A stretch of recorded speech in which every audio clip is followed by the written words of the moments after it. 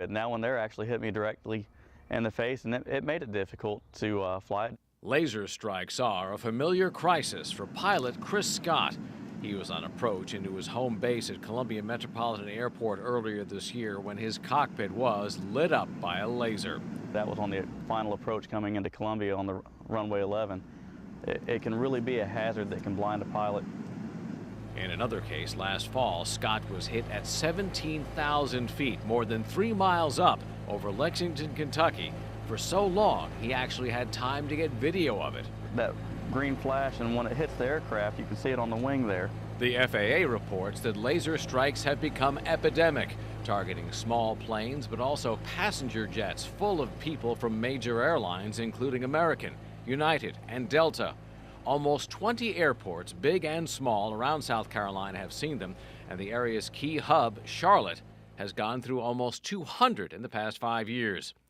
Nationwide, the number of laser strikes has surged from about 1,500 in 2009 to more than 7,700 last year, and the early stats from this year show a likely new record for 2016, too. A big part of the problem is the easy availability and low prices for a new generation of high-powered, even military-grade green laser pointers. This one costs $10, but it can reach into the sky for miles with a blinding blast. Hold on.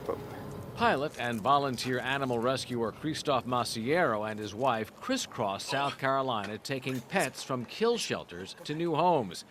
They were on a mission for a rescue dog east of Greenville when their Cessna was hit. Suddenly you go from dark, moonless night, everything quiet, to being in a place where like you have ray of lights everywhere. Like think about a disco ball or in a nightclub or something like that. He quickly shut one eye and switched on the autopilot. You're getting blind, basically, so it's not a good thing for a pilot flying a plane at 200 miles per hour or over a city at night. I don't think that the people doing it realize that what they're doing isn't just a joke. It really is jeopardizing the safety of not only the pilots, but the people on the ground if, God forbid, the worst happened. And even thousands of feet up, that laser light can cause and has caused serious eye damage to the pilots. It's like 39 pilots are out with after effect injuries. We've had one pilot here that I'm aware of that has been out on some length of time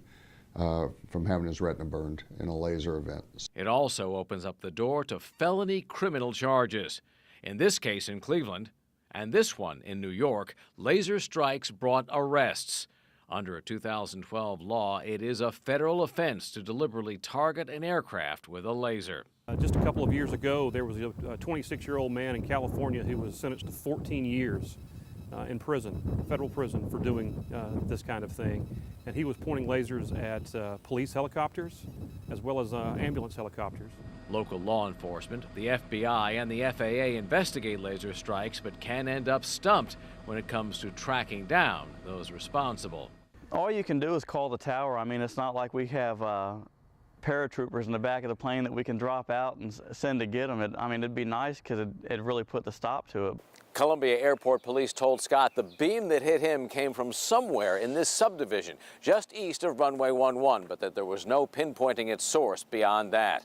Federal investigators say that is where an educated community has to step in. We need the public's assistance to be able to catch these people.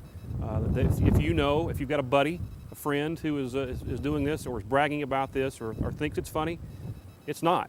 And you need to tell somebody of authority, or share it with the FBI. And I think the public is starting to catch on. I think some of the reports actually come from people on the ground. So we're seeing more recognition of the problem, but we're a long way from getting our arms around the problem.